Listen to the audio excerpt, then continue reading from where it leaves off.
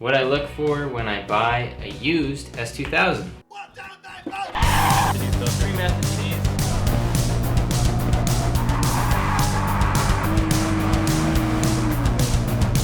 So all the standard things that you look for in a used car apply. I bring a scanner. I read the live data to make sure that the fuel trim is normal and all the other sensors are normal. I do a normal inspection, the same type of inspection I would do on any other type of vehicle, but the list behind me is specific to the S2000. So here's what I do when I look for things on an S2000. Now I mainly like the later model S2000, so some of the stuff might not apply to the earlier models, but I want to talk about all these things. When I called up about the CR, I want to make sure that the guy has 3 keys. I got 3 keys here and I have 2 remotes. Then we want to make sure that he's got all the manuals, all the little Honda manuals. VIN stickers. There's 10 VIN stickers on the car. The front bumper, the front fenders, the hood, the doors, the quarter panels, the trunk, and the rear bumper.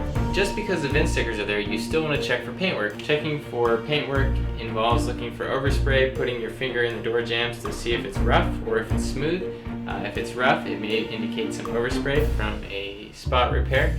And so it's important to look for all that. I'm not going to go into all the details of that, but that can indicate hidden collision damage. That brings me to the alignment bolts. I've looked at S2000s that have had collision damage that did not show up on the Carfax. Oftentimes the alignment bolts were tweaked. One was adjusted much differently than the other side. So I look under the rear of the car and look at the control arm adjusters and see their positions, if they've been turned or not. The reason that's important is because that will save you headaches. If something is bent and then you go to align it for the track, you might not be able to get your alignment specs. You know, that's important to me. Okay, so then rust. What happens with rust? We get seized alignment bolts. And so, although my S2000 was rust-free underneath it, one of my alignment bolts was still seized.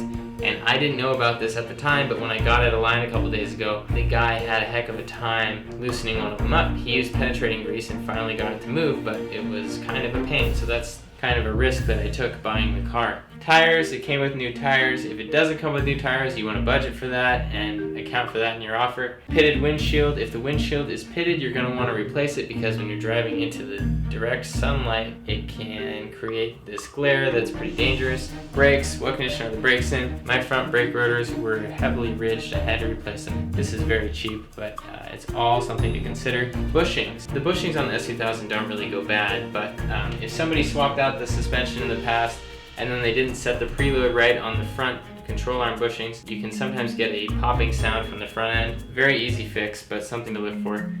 Torn soft top, the soft top tears, and replacing it is expensive if you pay someone. If you do it yourself, it's pretty inexpensive, but it's a lot of labor. Specifically with the CR, what I wanted to see was the CR wheels, the trunk, because the trunk is special to the CR. It's reinforced for the wing.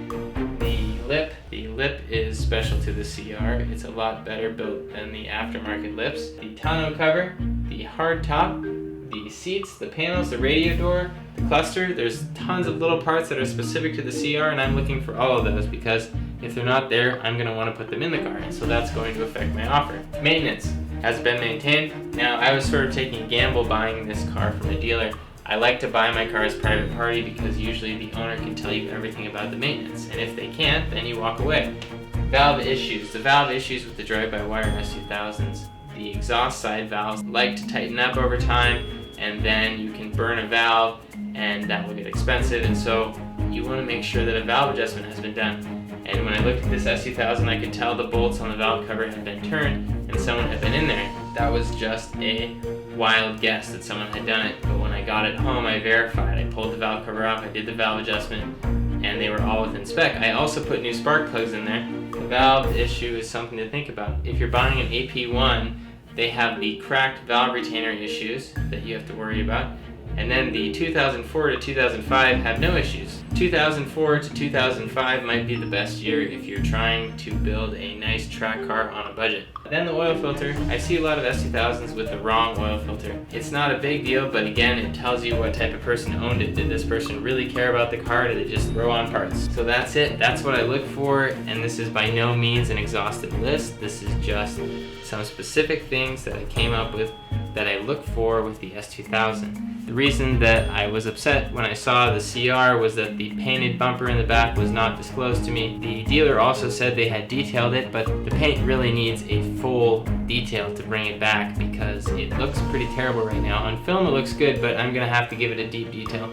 That's something that I had to consider because that's, that takes up my time, and I have to ask myself, is it worth it to do this? I'm very picky when I look at my cars, but it's really good to be picky. Thank you guys for watching, and enjoy your car.